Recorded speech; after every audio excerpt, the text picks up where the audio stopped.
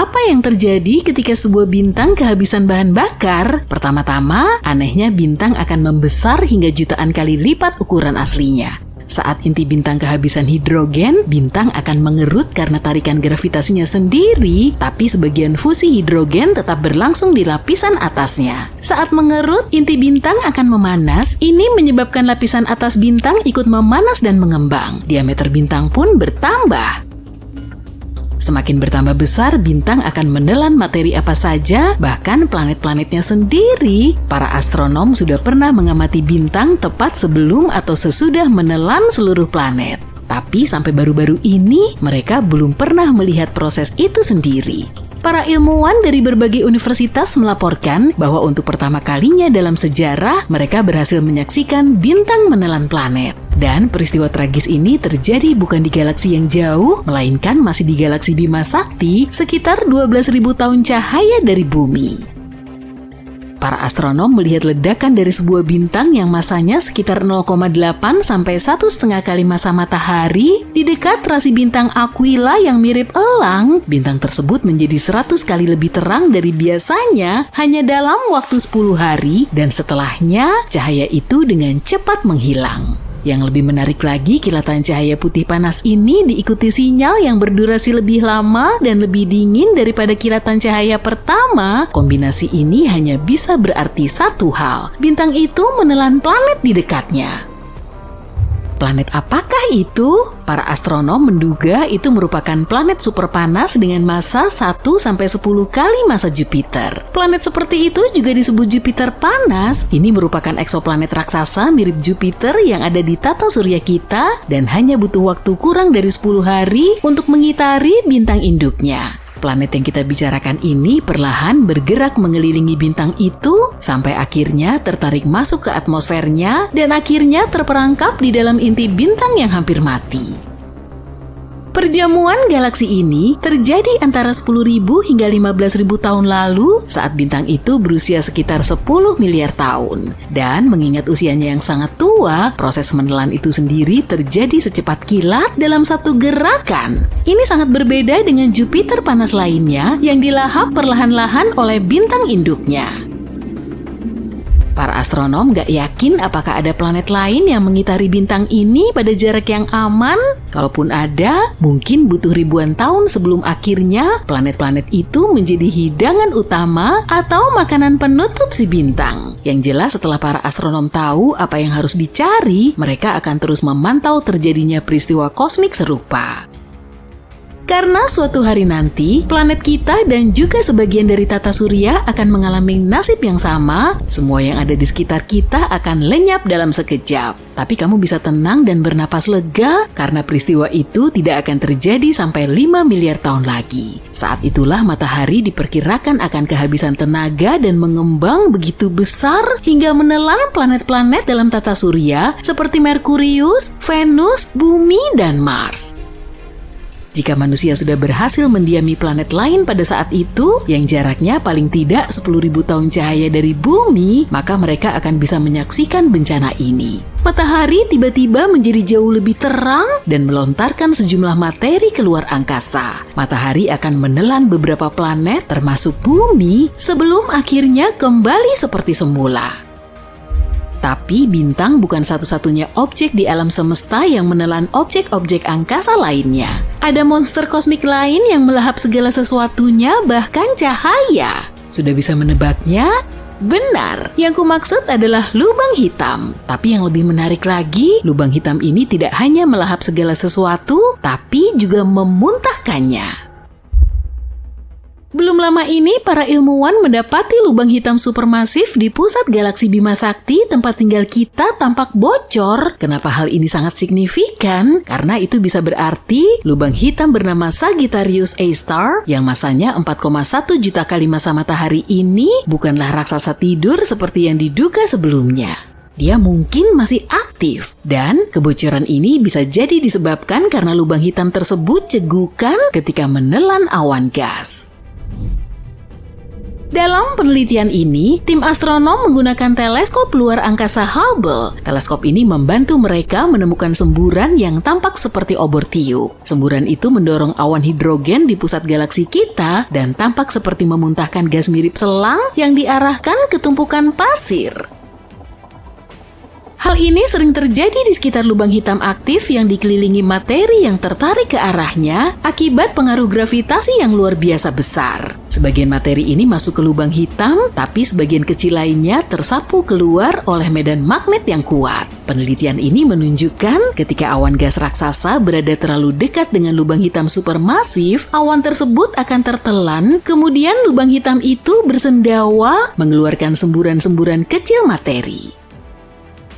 Gelombang Fermi mungkin merupakan hasil dari sendawa yang terjadi sekitar 2 hingga 4 juta tahun lalu. Tapi baru-baru ini, para ilmuwan menemukan gelembung gas panas raksasa yang bercahaya. Gelembung ini sejajar dengan semburan yang memanjang sejauh 35 tahun cahaya atau lebih dari lubang hitam supermasif. Para astronom menduga semburan itu bisa saja menghantam gelembung gas tersebut dan membuatnya mengembang. Nah, aku akan memberitahu sesuatu yang lebih menyeramkan lagi nih. Sepertinya ada lubang hitam yang saling memakan satu sama lain. Semacam itu, saat ini keduanya sedang berbagi makanan, tapi tidak ada yang tahu apa yang akan terjadi di masa depan. Biar ku jelaskan lebih detail ya. Para astronom menemukan 2 lubang hitam supermasif yang sedang melahap materi kosmik dari 2 galaksi yang menyatu di luar angkasa yang jauh. Kedua lubang hitam raksasa itu ditemukan dengan bantuan teleskop Atacama Large Millimeter Submillimeter Array atau ALMA. Teleskop-teleskop ini berada di Gurun Atacama, Chili bagian utara. Para ilmuwan awalnya menggunakan teleskop ini untuk mengamati 2 galaksi yang menyatu sekitar 500 juta tahun cahaya dari bumi. Para astronom juga menemukan 2 lubang hitam raksasa tumbuh berdampingan tidak jauh dari pusat galaksi yang menyatu, yaitu UGC 4211. Tampaknya kedua lubang hitam itu bertemu ketika galaksi induknya bertabrakan. Salah satu lubang hitam bermasa 200 juta kali masa matahari. Sedangkan yang satunya lagi sedikit lebih kecil, yaitu sekitar 125 juta kali masa bintang kita. Meskipun tidak tampak secara langsung, kedua lubang hitam ini dikelilingi gugusan gas dan bintang-bintang yang bersinar terang. Semua ini terseret mendekat oleh tarikan gravitasi lubang hitam. Seiring waktu, 2 lubang hitam ini akan saling mengitari satu sama lain. Dan pada akhirnya, keduanya akan bertabrakan dan menciptakan lubang hitam yang lebih besar lagi. Para ilmuwan sudah mengamati kedua lubang hitam ini dari berbagai panjang gelombang cahaya dan sampai pada kesimpulan bahwa keduanya cukup unik. Jaraknya paling dekat satu sama lain dari semua lubang hitam yang pernah dilihat oleh para astronom. Jarak antara keduanya hanya 750 tahun cahaya yang secara astronomis berarti hanya bersebelahan. Yang lebih menarik lagi, jarak ini mendekati batas yang bisa dideteksi oleh teknologi modern. Menariknya, penyatuan massa yang sangat besar seperti itu lebih umum terjadi pada galaksi-galaksi yang jauh, karena itu teleskop-teleskop di bumi sulit menangkapnya. Tapi kepekaan ALMA membantu para astronom mengamati area yang terang dan padat di mana materi berputar di sekeliling lubang hitam. Bayangkan betapa terkejutnya para astronom ketika mereka tidak hanya melihat satu, melainkan 2 lubang hitam yang sedang melahap debu dan gas yang terbentuk akibat penyatuan masif di antariksa. Hal terpenting dari penemuan ini adalah kemungkinan besar pasangan lubang hitam seperti itu jauh lebih umum dari yang kita duga. Jika pasangan lubang hitam seperti ini sangat umum, maka akan lebih mudah bagi kita untuk mempelajari gelombang gravitasi yang terjadi saat lubang hitam bertabrakan. Gelombang semacam itu juga dikenal sebagai riak dalam ruang waktu. Untuk pasangan lubang hitam yang baru saja ditemukan, mungkin masih butuh waktu beberapa ratus juta tahun untuk keduanya saling bertabrakan. Tapi dengan mengamati perilakunya, para ilmuwan bisa mengetahui berapa banyak lubang hitam ganda yang akan bertabrakan di alam semesta.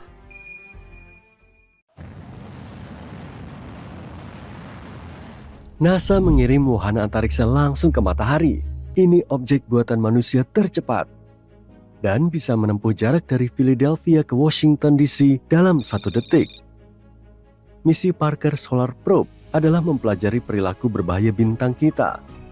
Ilmuwan memperingatkan bahwa badai matahari besar tak terhindarkan, dan dampaknya bisa jadi bencana besar bagi planet kita. Wahana antariksa itu mendekati matahari 7 kali lebih dekat daripada probe lain. Ini dicapai pada terbang lintas ke-22 sejak peluncuran 2018. Karena matahari sangat masif, gravitasinya sangat kuat, seperti magnet raksasa. Saat probe mengorbit matahari, ia memanfaatkan gravitasi untuk terus mempercepat hingga kecepatan luar biasa. Semakin dekat ke korona matahari, yang adalah atmosfer luarnya, probe harus bertahan pada suhu 1400 derajat Celcius. Cukup panas untuk melelehkan banyak logam. Probe dilindungi dari panas dan radiasi oleh perisai karbon setebal 11 cm.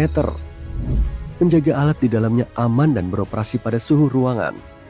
Para ilmuwan melakukan semua upaya ini karena mereka berharap bisa memecahkan misteri besar tentang matahari yang sudah lama membingungkan mereka.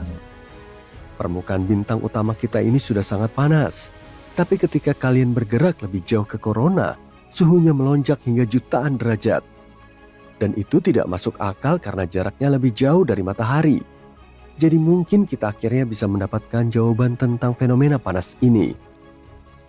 Misi ini juga membantu kita memahami angin matahari. Matahari terus-menerus memancarkan energi dan partikel bermuatan keluar angkasa seperti angin listrik yang tak pernah berhenti.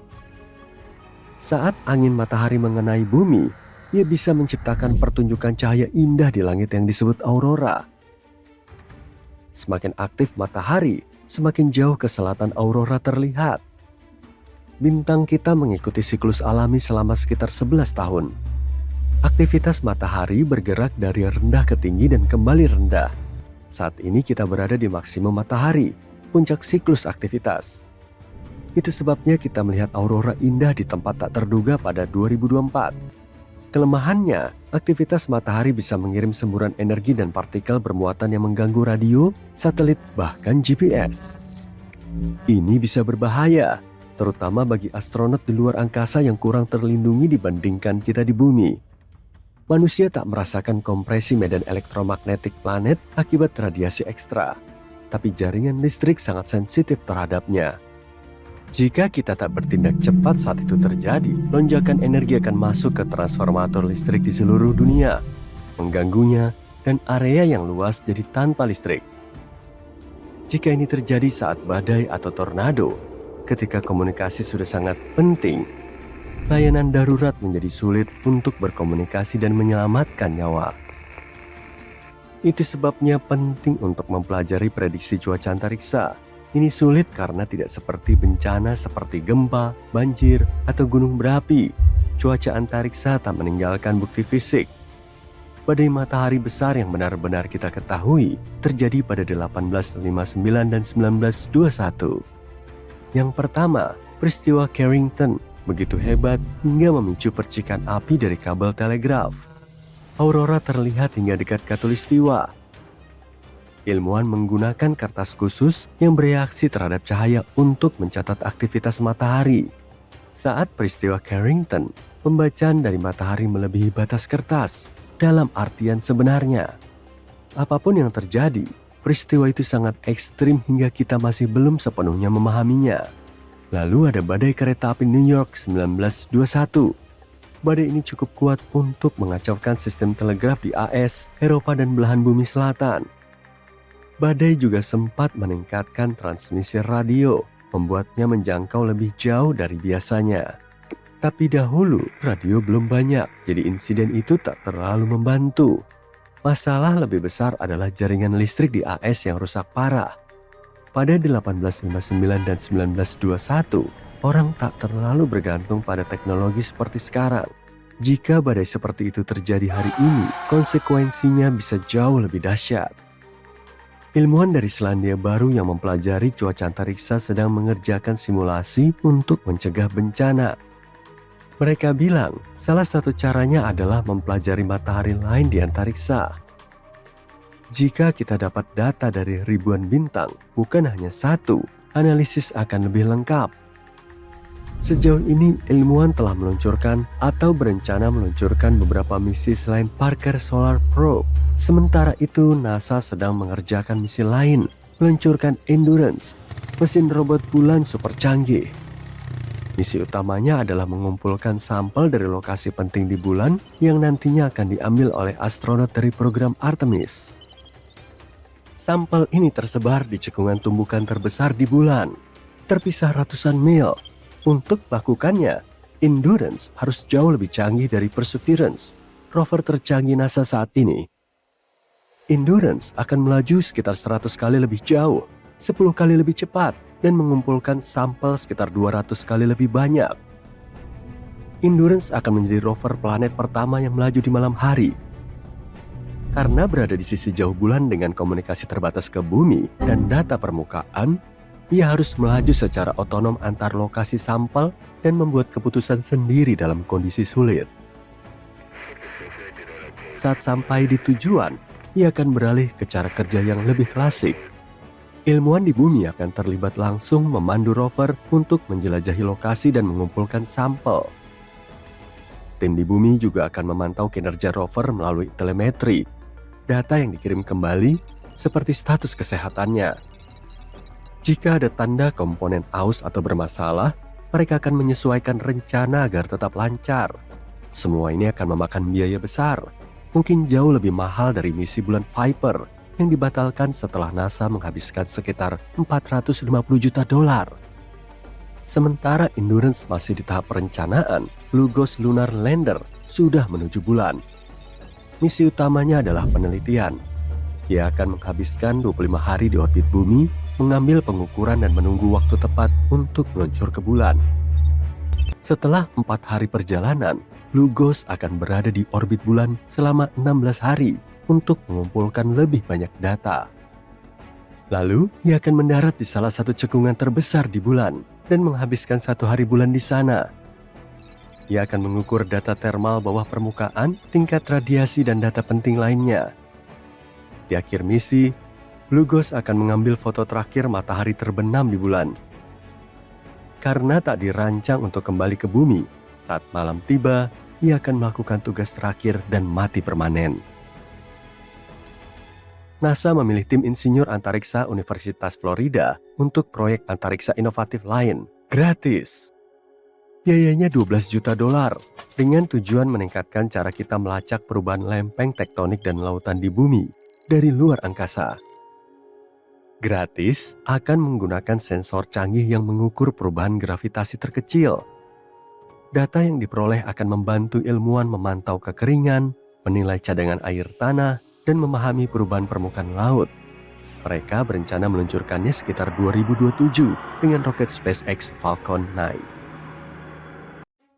Kamu sedang melihat potret penuh matahari yang terbaik sejauh ini. Untungnya bintang induk kita yang berusia 4,5 miliar tahun itu tidak menggunakan riasan apapun untuk memperbaiki warna kulitnya sebelum pemotretan ini. Dan sekarang kita bisa mempelajari permukaannya dengan sangat detail. Foto ikonik ini diambil pada bulan Maret 2022. NASA ingin mendapatkan pemahaman yang lebih baik tentang perilaku matahari dan dampaknya terhadap kehidupan di bumi dan masa depan teknologi luar angkasa kita, tentu saja. Untuk itu, mereka meluncurkan misi satelit Solar Dynamic Observatory atau SDO pada bulan Februari 2010. Pemotretan legendaris ini terjadi 12 tahun kemudian. Ketika SDO berada di tengah-tengah antara bumi dan matahari, para ilmuwan harus menyusun 25 gambar individu seperti sebuah puzzle. Jadi foto akhirnya mengandung 83 juta piksel. Ya, resolusi ini 10 kali lebih baik daripada layar TV 4K mewahmu. Lihatlah pola seperti kue yang menakjubkan ini. Biasanya permukaan matahari yang terang akan tertutupi oleh cahaya ketika kita mengamati bintang tersebut dari bumi. NASA menjelajahi cahaya di luar jangkauan tampak, sehingga mereka bisa menemukan detil-detil yang tidak tampak dari wajah matahari. Apabila kamu menyesuaikan selfie dengan filter dan efek, kamu bisa mendapatkan potret yang sama sekali berbeda, menonjolkan bagian wajah yang berbeda, bahkan yang kamu tidak ketahui keberadaannya. Prinsip yang sama berlaku di sini. Semua bola plasma ini adalah foto matahari yang sama, yang dipotret pada panjang gelombang elektromagnetik yang berbeda. Bintik-bintik dan pola yang tampak bisa membantu kita memahami peristiwa yang terjadi di dalam kulit matahari dengan lebih baik. Pada kecepatan cahaya, seharusnya berarti sangat cepat. Namun sinar keemasan pink yang membelai pipimu saat fajar telah menempuh perjalanan yang panjang dan sangat tua dalam ukuran manusia. Foton yang dihasilkan oleh inti matahari membutuhkan waktu antara 10.000 hingga 170.000 tahun untuk bergerak melalui atmosfer bintang. Dan kemudian sekitar 8 menit lagi untuk mencapai bumi. Jadi mari kita telusuri apa yang membuat foton-foton itu membutuhkan waktu yang sangat lama. Tur kita dimulai dengan lapisan atas atmosfer matahari. Ingat dewa-dewi matahari dalam film dan drama teater? Mereka sering mengenakan mahkota mewah dengan sinar kemasan. Nah, matahari yang asli juga memiliki korona yang mewah yang merupakan lapisan terluar atmosfernya. Tapi tentu saja, ukuran dan kemegahannya tidak sebanding dengan mahkota kostum plastik itu, dan bentuknya pun tidak begitu stabil. Korona adalah selubung gas yang menyelubungi bintang induk kita. Jadi ukuran dan bentuknya selalu berubah-ubah karena pengaruh medan magnet matahari.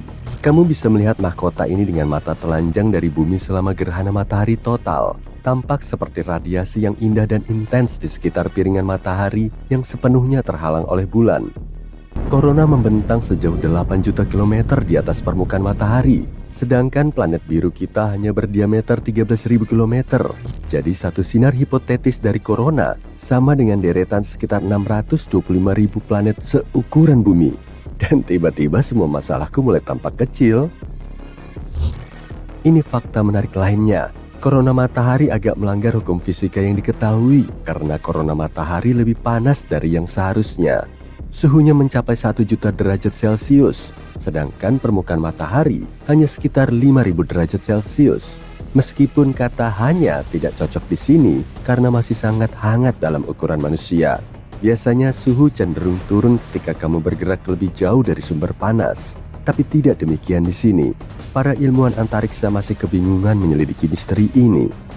Untungnya, pemotretan baru-baru ini memungkinkan kita untuk menjelajahi apa yang terjadi di dalam benda panas yang sangat besar ini tanpa risiko kehilangan pandangan.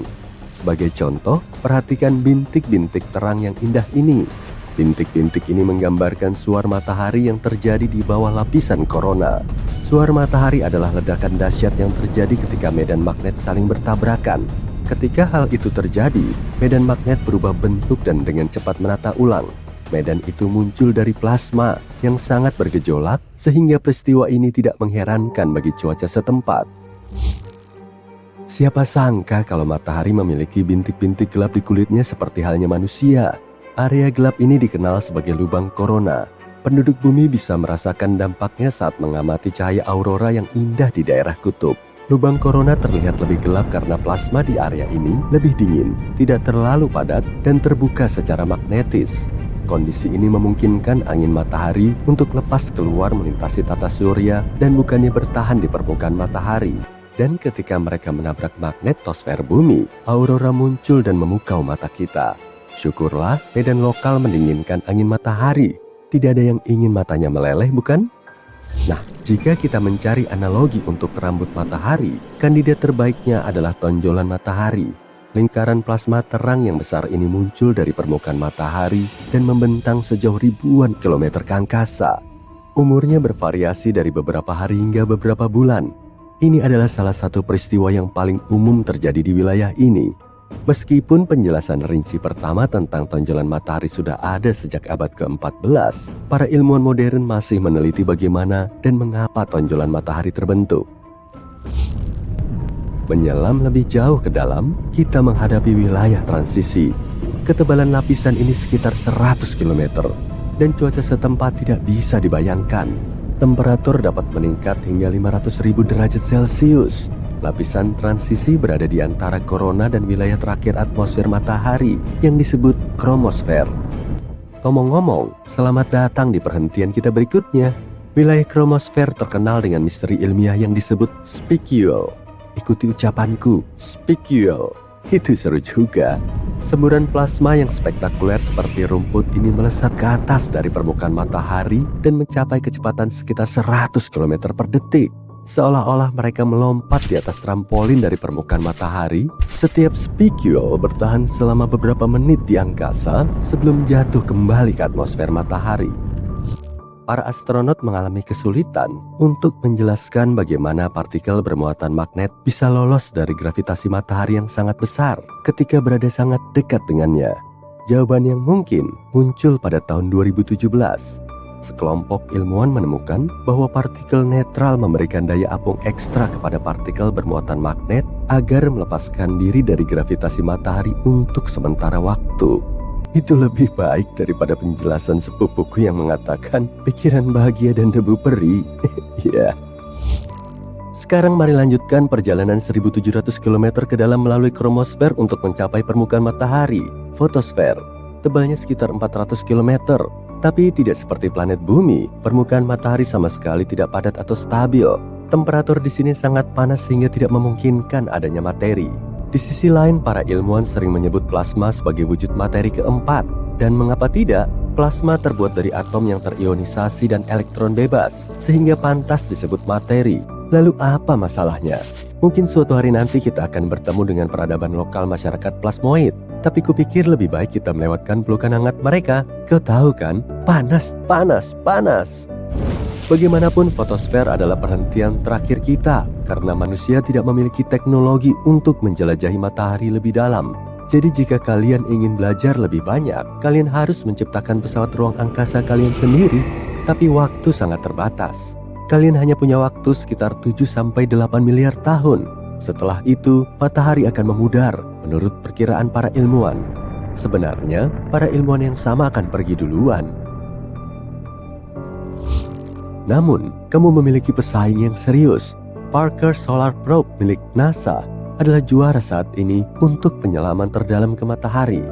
Wahana ini berhasil menempuh jarak 7,3 juta kilometer dari permukaan matahari menuju intinya pada tanggal 27 September 2023. Dan kemudian, Parker Probe mengulangi rekornya sekali lagi pada bulan Desember di tahun yang sama. Jadi mengapa tidak meleleh, tanyamu? Wahana ini telah dirancang untuk bertahan dalam kondisi yang sangat panas dan fluktuasi suhu. Wahana ini dilengkapi dengan perisai panas khusus dan sistem otonom yang melindungi misi dari cahaya matahari yang sangat besar. NASA memiliki rencana ambisius lainnya. Pada bulan Desember 2024, Parker akan mencapai jarak terdekatnya dengan matahari. Wahana ini akan melesat lebih cepat dari yang pernah dilakukan oleh benda-benda buatan manusia, yaitu dengan kecepatan 700.000 km per jam. Wahana ini akan berada 6,1 juta kilometer dari permukaan matahari yang panas dan bercahaya. Ini seperti mendarat di sebuah bintang. Para astronom telah membandingkan peristiwa epik yang akan datang ini dengan pendaratan di bulan. Kupikir akan lebih aman jika kita mendarat di malam hari. Ya, kamu benar. Itu lelucon lama. Dari tempat kita berdiri, matahari tampak begitu tenang dan damai, tapi sama seperti manusia dan juga seluruh makhluk hidup lainnya. Matahari memiliki fase-fase tertentu ketika ia sedang aktif. Hanya saja konsekuensinya jauh lebih besar dan lebih kacau ketika matahari sedang hiperaktif. Ayo kita perbesar untuk melihat yang terjadi di sana. Nah, salah satu cara untuk mengukur aktivitas matahari adalah dengan menghitung bintik di permukaannya. Bintik matahari adalah bercak gelap yang terbentuk saat medan magnet matahari tengah kacau. Sederhana saja, semakin banyak bintik matahari, semakin aktif aktivitas matahari. Dan tampaknya, matahari sedang berpesta gila-gilaan akhir-akhir ini. Jumlah bintik matahari yang dilihat para ilmuwan merupakan yang terbanyak selama hampir 21 tahun terakhir. Pada bulan Juni, ada 163 bintik matahari yang muncul di permukaan matahari. Terakhir kali ada begitu banyak bintik hitam di matahari adalah pada bulan September 2022.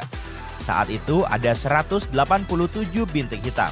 Oh, tampaknya pesta ini semakin mendekati puncaknya, dan itulah yang kita sebut sebagai solar maksimum. Bagaimana semua ini bisa terjadi? Medan magnet matahari sangat kuat dan beraturan pada suatu titik. Tapi seperti yang dikatakan tadi, ada kalanya medan magnet ini menjadi kacau, semacam bola karet gelang yang dililitkan dengan sangat erat. Ini juga berarti plasma naik dari permukaan, membentuk lingkaran dan menyebabkan kekacauan dalam bentuk suar matahari dan sesuatu yang kita sebut lontaran massa corona atau CME. Saat itulah plasma di atmosfer bagian atas matahari yang disebut korona bergejolak dan meledak dengan sangat kuat. Kemudian pada suatu titik, bola ini tersentak dan membalikan kutub selatan menjadi kutub utara dan sebaliknya. Semua ini terjadi setiap 11 tahun sekali. Jadi ketika matahari memasuki fase ini saat sedang sangat aktif, ia menyemburkan gumpalan-gumpalan plasma panas, muncul bintik-bintik gelap sebesar planet, dan melepaskan semburan energi dan radiasi yang dahsyat. Sesuatu yang menarik terjadi ketika matahari menjadi lebih aktif, yaitu air terjun plasma atau tonjolan mahkota kutub. Ini semacam letusan kecil yang bermula di matahari, lalu tampak seperti berusaha menjauh, tapi medan magnet matahari menariknya kembali sebelum bisa melesat ke antariksa. Dan air terjun plasma ini benar-benar spektakuler. Tingginya mencapai 100.000 km di atas permukaan matahari. Ini seperti 8 planet bumi yang berjajar. Lalu ada juga yang disebut pusaran kutub. Pusaran ini seperti halo plasma raksasa yang berputar mengelilingi kutub utara matahari dengan sangat cepat. Pusaran ini terbentuk saat tentakel besar plasma terlepas dan jatuh kembali ke permukaan, mirip dengan proses terbentuknya air terjun plasma. Para ilmuwan tidak tahu kenapa plasma ini bisa bertahan di atas permukaan matahari begitu lama. Salah satu contoh keren lontaran massa corona atau CME adalah CME raksasa berbentuk kupu-kupu yang terjadi pada bulan Maret tahun ini. Bentuknya tidak biasa karena meledak di sisi matahari yang tidak bisa kita lihat. Jadi tidak memungkinkan untuk mengukur kekuatannya. Untungnya ledakan itu tidak mengarah ke bumi, tapi mungkin ledakan itu sedikit mengenai Merkurius dan ada kemungkinan ledakan itu melontarkan debu dan gas karena Merkurius memiliki medan magnet yang lemah. Secara teori, semua ini terdengar keren, tapi bukan kabar baik bagi kita. Karena fenomena ini, kita mungkin akan mengalami badai matahari yang lebih kuat, yang bisa menyebabkan badai geomagnetik di bumi. Ini tidak hanya terdengar mengkhawatirkan, tapi ancamannya memang nyata. Badai ini menciptakan kekacauan dan mengganggu medan magnet bumi. Badai geomagnetik memang bisa menciptakan cahaya kutub yang indah, tapi kita semua lebih suka menikmati keindahan aurora borealis dalam kondisi biasa, atau cukup menyaksikan matahari terbenam di atas lautan. Tidak semua badai matahari akan menghantam bumi, meskipun jumlahnya lebih banyak. Untuk mencapai planet kita, badai matahari harus mengarah ke arah yang tepat pada saat yang tepat. Tapi jika itu terjadi, badai ini bisa mengionisasi atmosfer bagian atas dan memutus komunikasi kita. Ini bisa menyebabkan sistem seperti GPS dan radio mati sementara. Hal ini bukan merupakan masalah besar, tapi bisa sangat berbahaya jika terjadi pada waktu yang tidak tepat, seperti saat terjadi tsunami atau gempa bumi. Badai matahari juga dapat merusak infrastruktur elektrik seperti jalur kereta api dan jaringan listrik. Jika sedang berada di pesawat, kamu mungkin akan terpapar tingkat radiasi yang lebih tinggi. Masih belum jelas seberapa berbahayanya bagi kita, tapi ini bisa jadi masalah serius bagi para astronot di luar angkasa. Ketika badai matahari mengacaukan medan magnet, hal ini bisa memengaruhi migrasi beberapa hewan, seperti penyu, paus, dan burung. Karena sebagian besar hewan hidup mengikuti tatanan alam, tidak ada yang tahu bagaimana hewan-hewan ini bisa melalui atau bahkan bertahan hidup dari perubahan semacam ini. Dan ketika matahari sedang dalam aktivitas maksimumnya, satelit-satelit di luar angkasa juga dalam masalah. Kita punya banyak sekali satelit di luar angkasa. Dan ketika atmosfer bagian atas menjadi lebih padat karena semua perubahan ini, hal ini bisa mendorong satelit-satelit ke berbagai arah. Satelit-satelit itu bisa saja saling bertabrakan atau bahkan jatuh kembali ke bumi, yang sekali lagi hanya keren di film-film pahlawan super yang bisa mengatasinya dengan mudah. Semoga saja kita bisa terhindar dari badai matahari yang besar seperti peristiwa Carrington. Ceritanya mirip. Pada bulan Agustus 1859, para astronom di seluruh dunia menyaksikan jumlah bintik matahari semakin bertambah banyak. Salah satunya adalah seorang pria bernama Richard Carrington. Pada awal September, ia sedang membuat sketsa bintik matahari ketika tiba-tiba ia dibutakan oleh kilatan cahaya. Kejadian itu berlangsung sekitar 5 menit, tapi sungguh spektakuler. Ia menggambarkannya sebagai suar cahaya putih. Itu adalah lontaran massa corona yang sangat kuat, dan hanya dalam 17,6 jam, badai ini melintasi jarak antara matahari dan planet tempat tinggal kita. yaitu sejauh 145 juta kilometer dan melepaskan kekuatannya ke arah kita. Padahal, biasanya butuh waktu berhari-hari. Dan ketika badai ini dimulai, mesin-mesin telegraf di seluruh dunia memercikkan listrik. Para operator tersengat dan kertas-kertas pun terbakar. Orang-orang sangat takut dan bingung karena mereka belum pernah melihat langit secerah itu sebelumnya. Beberapa bahkan mengira itu adalah akhir dunia. Keesokan harinya, para operator telegraf masih belum bisa bekerja seperti biasa karena atmosfer bumi masih bermuatan listrik. Mereka bahkan berhasil mengirim pesan menggunakan arus aurora, bukan listrik biasa. Tapi hal ini juga membawa sesuatu yang luar biasa, yaitu aurora menakjubkan di langit. Orang-orang di Hawaii dan Kuba bisa melihat cahaya kutub utara yang indah, sementara yang berada di Chili bisa melihat cahaya kutub selatan. Semua itu terjadi secara perlahan dan terus menguat. Ambil contoh suar matahari, misalnya. Ini semburan energi yang sangat kuat dari matahari. Pada tahun 2022, jumlah suar matahari yang muncul 5 kali lipat lebih banyak dari tahun sebelumnya. Ditambah lagi, suar terkenal yaitu suar X-Class juga semakin kuat dan lebih sering muncul dibanding sebelumnya. Ini mungkin jauh lebih ekstrim dari yang diperkirakan. Kemungkinan juga akan dimulai sedikit lebih awal dari yang diperkirakan. Para ilmuwan awalnya mengira puncaknya akan terjadi pada tahun 2025. Tapi tampaknya bahkan bisa terjadi pada akhir tahun 2023. Kita tidak bisa sepenuhnya melindungi diri jika badai matahari menghantam secara langsung. Tapi kita masih bisa melakukan beberapa hal, seperti menghentikan penerbangan pesawat, mengatur jalur satelit di luar angkasa, dan memastikan infrastruktur yang rentan tetap aman. Untuk melakukan semua itu, kita butuh perakiraan cuaca matahari yang lebih canggih agar bisa bersiap-siap menghadapi kemungkinan terburuk. Semua ini mungkin awalnya terdengar sangat buruk, tapi tenang, suar matahari tidak akan menghancurkan planet kita. Suar ini memang melepaskan materi matahari bermuatan listrik ke arah kita dengan kecepatan cukup tinggi. Tapi kita tidak akan sepenuhnya binasa jika ini menghantam kita. Planet kita tidak akan membiarkan kita tidak terlindungi. Masih ada atmosfer dan medan magnet yang membuat kita relatif aman. Atmosfer bumi yang tebal layaknya perisai yang menghalangi radiasi membahayakan. Jadi, suar matahari ini akan banyak berdampak pada teknologi, tapi tidak akan menghancurkan bumi. Tampaknya kita benar-benar punya pahlawan super ya. Bagaimana jika matahari meledak? Bisa dipastikan itu akan sangat buruk bagi kita. Video ini sungguh singkat ya. Enggak lah, masih ada lagi. Jika matahari meledak, kekacauan akan terjadi di tata surya kita. Para ilmuwan mengatakan hal itu pasti akan terjadi suatu hari nanti. Tapi kenapa ya? Bagaimana persisnya itu akan terjadi? Dan mungkinkah kita bisa selamat dari peristiwa itu? Yuk coba kita cari tahu.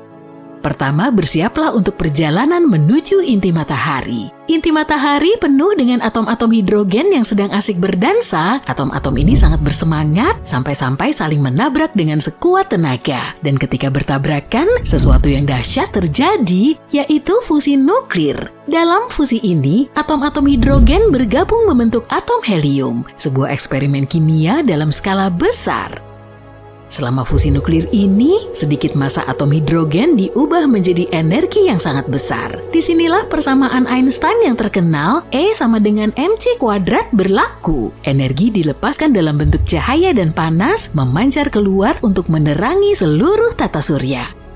Dan setelah semua proses ini berlangsung, sekelompok partikel berenergi yang disebut foton ikut bergabung. Foton ini seperti paket kecil cahaya, memantul dan melesat ke segala arah. Foton memainkan peran penting dalam membawa energi. Matahari melintasi ruang angkasa, menerangi dunia dan menghangatkan planet kita yang nyaman ini. Tapi untuk menjaga itu tetap berlangsung agar atom-atom tidak lepas dan menimbulkan kekacauan, inti matahari harus diberi tekanan yang sangat besar. Tekanan ini berasal dari bobot lapisan terluar matahari yang menekan bagian inti. Lapisan terluar ini meremas bagian intinya. Tapi lapisan dalam tidak menyerah. Energi yang dihasilkan dari fusi dan foton yang bergejolak berusaha keras untuk keluar dari inti matahari. Tapi inti matahari sangat padat dan tekanannya sangat besar, sehingga energi itu butuh waktu lama untuk bisa keluar. Energi itu memantul-mantul, diserap dan dipancarkan kembali oleh partikel-partikel lain. Akhirnya setelah sekian lama, energi tersebut mencapai permukaan matahari dan melesat ke angkasa, lalu sampai kepada kita sebagai sinar matahari. Nah, sekarang kamu tahu cara kerja matahari, lalu apa yang terjadi ketika matahari mencapai akhir umurnya?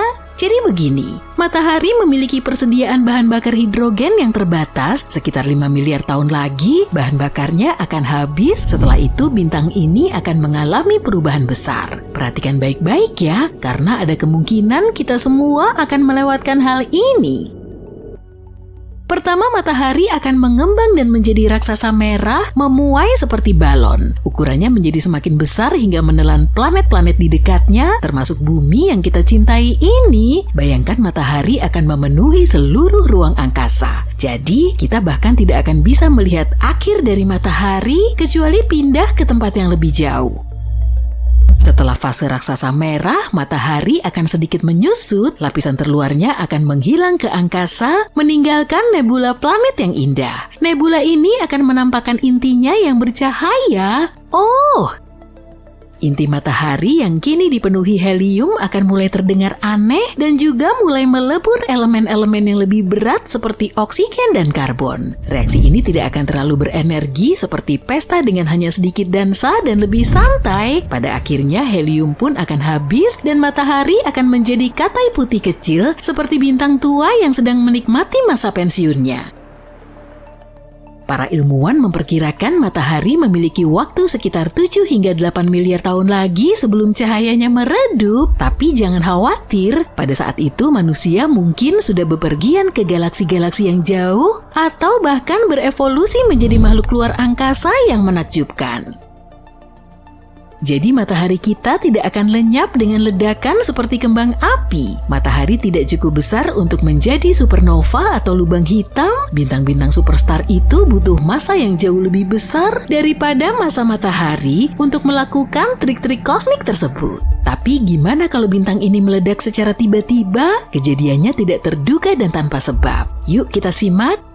Bayangkan ini, matahari meledak dan bumi pun kacau. Peristiwa ini melepaskan energi yang sangat besar, mengirimkan gelombang kejut yang melesat di angkasa dengan kecepatan cahaya. Butuh waktu sekitar 8 menit bagi gelombang kejut ini untuk mencapai bumi. Kenapa? Karena jarak rata-rata matahari ke bumi adalah 150 juta kilometer. Jadi cahaya matahari butuh waktu setidaknya 8 menit 20 detik untuk menempuh jarak itu dan sampai ke bumi.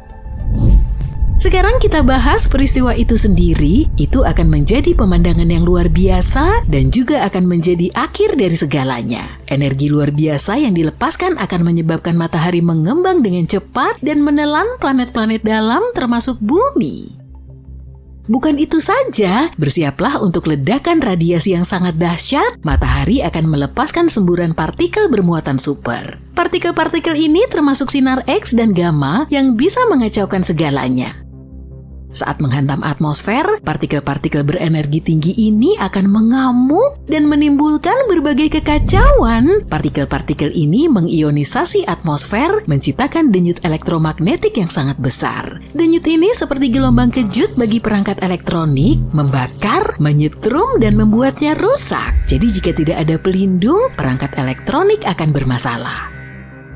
Bicara soal masalah yang terjadi setelahnya, planet kita akan menguap seketika. Akhir dari matahari bukan saja hanya mengacaukan bumi, tapi juga mendatangkan malapetaka bagi seluruh tata surya. Semburan energi yang sangat besar itu menghantam segala sesuatu yang dilaluinya. Planet-planet dan objek-objek lain akan terlempar dari orbitnya, menyebabkan kekacauan dan ketidakpastian.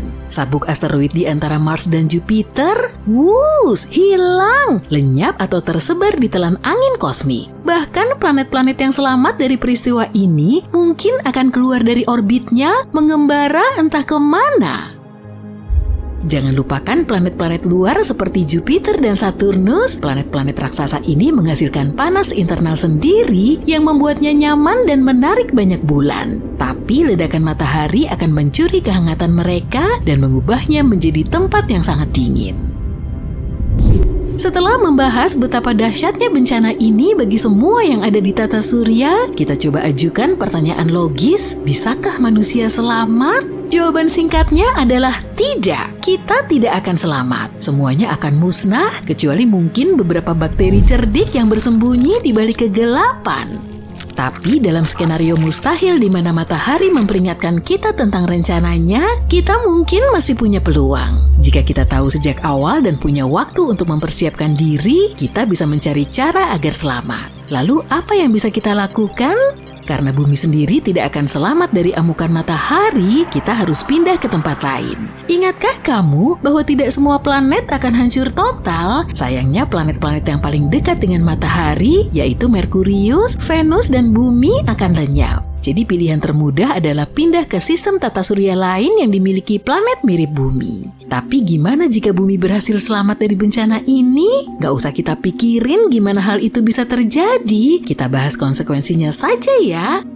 Iklim kita akan berubah drastis pada saat-saat pertama ledakan matahari. Radiasi dan partikel-partikelnya akan menaikkan suhu secara drastis seperti gelombang panas yang tak kunjung berakhir. Kita bicara soal efek rumah kaca yang dahsyat nih. Lautan akan menguap, menciptakan awan tebal dan lembut yang memerangkap panas dan menolak melepaskannya ke angkasa. Setelah itu, tanpa pelukan hangat matahari, bumi akan segera menjadi freezer.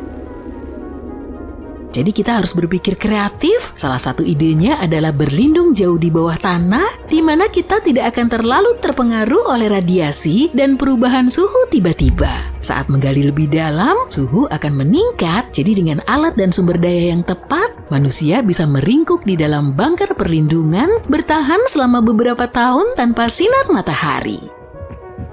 Kenapa hanya beberapa tahun? Ingatkah kamu bahwa matahari adalah pusat gravitasi tata surya kita? Tanpanya, bumi akan terombang-ambing mencari pusat gravitasi yang baru. Bayangkan planet kita, satelit kita, bulan, dan planet-planet lain perlahan bergerak di luar angkasa. Untungnya matahari kita kini masih ada, menjaga kita tetap hangat dan bersinar untuk lebih banyak lagi petualangan kosmik yang akan datang. Jadi kita masih aman untuk beberapa miliar tahun lagi, tapi seru juga sih membayangkan skenario yang mustahil. Nantikan skenario-skenario lain.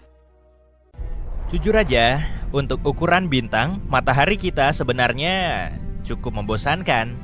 Ya memang gak ada yang istimewa. Ada jutaan bintang katai kuning serupa di alam semesta. Walau begitu, kita tetap mencintainya. Bagaimanapun, matahari adalah satu-satunya bintang yang kita miliki dan memberi kita kehidupan. Tapi, dulunya nggak seperti itu loh. Dahulu kala, matahari punya kembaran, dan kemungkinan kembarannya itu jahat. Lalu apa yang terjadi kepadanya?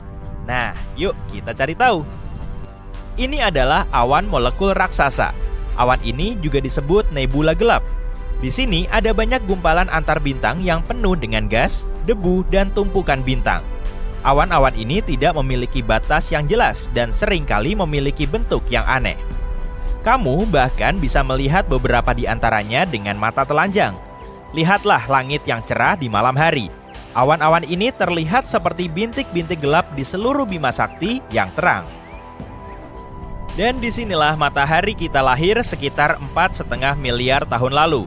Matahari berasal dari salah satu awan molekul ini. Miliaran tahun lalu, gelombang-gelombang energi melintas di sini. Gelombang-gelombang itu mengumpulkan semua materi dan menekan gumpalan-gumpalan itu menjadi inti yang padat. Saat itulah protobintang lahir. Protobintang muda ini merupakan bola hidrogen dan helium yang hangat.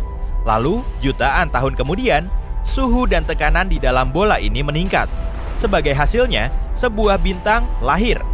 Dialah matahari. Tapi tidak semua yang ada di dalam awan molekul itu berubah menjadi matahari. Materi yang tersisa mulai berputar mengelilingi bintang baru itu. Dan seperti dugaanmu, materi-materi itu perlahan berubah menjadi planet-planet, termasuk bumi kita. Begitulah tata surya kita terbentuk. Tapi, bisa jadi ini bukan keseluruhan ceritanya. Dan bahwa di saat yang sama, berbarengan dengan lahirnya bintang kita, lahir pula bintang lain. Inilah kembaran matahari yang hilang. Terbentuk dari bahan yang sama dan dalam kondisi yang sama. Tapi kenapa kita berpikir kalau bintang itu ada? Baru-baru ini, para ilmuwan meluncurkan beberapa model statistik untuk mencari tahu lebih banyak tentang kelahiran bintang. Model-model ini menunjukkan bahwa banyak bintang muncul tidak sendirian, melainkan berkelompok, atau setidaknya dengan satu saudara. Setelah meneliti lebih lanjut, para ilmuwan mengonfirmasi bahwa memang benar, sebagian besar bintang yang terbentuk di dalam awan molekul terlahir bersama bintang lainnya. Kadang, bintang-bintang itu tetap bersama. Sebagai contoh, sebuah bintang kecil akan mengitari bintang yang lebih besar. Mereka bahkan bisa membentuk sistem bintang ganda, triple, dan sistem bintang lainnya. Dan terkadang, jalur mereka bisa terpisah selamanya. Hal ini mungkin juga terjadi pada matahari. Bisa saja matahari punya saudara. Mungkin juga tidak hanya satu, tapi sekelompok saudara-saudara kecil. Serta satu saudara kembar yang lebih besar dengan massa dan karakteristik lain yang sama. Tapi, kalau memang demikian, lalu di mana kembaran yang hilang itu? Nah, kami punya satu hipotesis. Dan menurut hipotesis itu, kembaran ini mungkin tidak sebaik yang terlihat. Pada tahun 1980-an, para ilmuwan mulai menyadari adanya pola tertentu dalam sejarah bumi. Kira-kira setiap kurang lebih 27 juta tahun, kepunahan besar-besaran terjadi di planet kita. Cukup aneh bukan?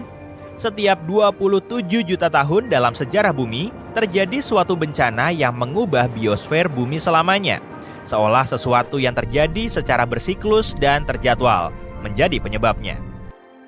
Kemudian seorang astronom bernama Richard Muller berpendapat bahwa mungkin ada sesuatu yang menyebabkan kejadian-kejadian ini, yaitu sebuah benda langit tertentu. Menurutnya, benda tersebut bisa jadi sebuah bintang katai yang tidak bisa kita lihat karena terlalu redup. Letaknya sekitar 1,5 tahun cahaya dari kita. Bintang ini berotasi mengelilingi matahari dalam orbit yang sangat besar dan butuh waktu sekitar 27 juta tahun untuk menyelesaikan satu kali putaran. Dan ketika berada di titik terdekat dengan matahari, bintang ini mulai menimbulkan kekacauan. Ketika mendekati bumi, si pengacau ini mengubah lintasan komet-komet di awan Oort maupun di sabuk Kuiper. Akibatnya, semua komet ini mulai melesat ke arah kita, kemudian menabrak bumi dan menyebabkan kepunahan massal seperti yang terjadi pada dinosaurus. Bintang hipotetis ini diberi nama Nemesis. Nemesis adalah nama dewi pembalasan dari Yunani kuno. Tapi untuk apa ia membalas dendam kepada kita? Entahlah, mungkin ia tidak suka bahwa dahulu kala matahari mengambil hampir semua debu dan gas dari awan molekul. Matahari menjadi bintang yang cukup besar, tapi kembarannya tetap gelap dan kecil. Bahkan pada akhirnya, kembarannya terpaksa harus terbang ke tempat yang sangat jauh. Siapapun pasti kesal kalau mengalami hal seperti ini. Para ilmuwan sudah mengajukan berbagai hipotesis tentang apa sebenarnya Nemesis yang misterius itu. Mungkin ia katai coklat atau merah, sisa-sisa bintang yang telah kehabisan bahan bakar, atau mungkin ia sama sekali bukan bintang, melainkan planet yang lebih besar dari Jupiter. Apapun itu, keberadaannya tidak menyenangkan bagi kita. Tapi sayangnya, semua usaha kita untuk menemukan bintang itu gagal. Sampai saat ini, kita masih belum menemukan tanda-tanda keberadaan Nemesis. Studi terkini mempertanyakan teori kepunahan massal rutin. Jika kamu mempelajari lebih lanjut catatan fosil, kamu akan mendapati bahwa bencana-bencana ini terjadi secara acak, bukan berdasarkan jadwal yang teratur. Kini, para ilmuwan meragukan apakah Nemesis benar-benar ada.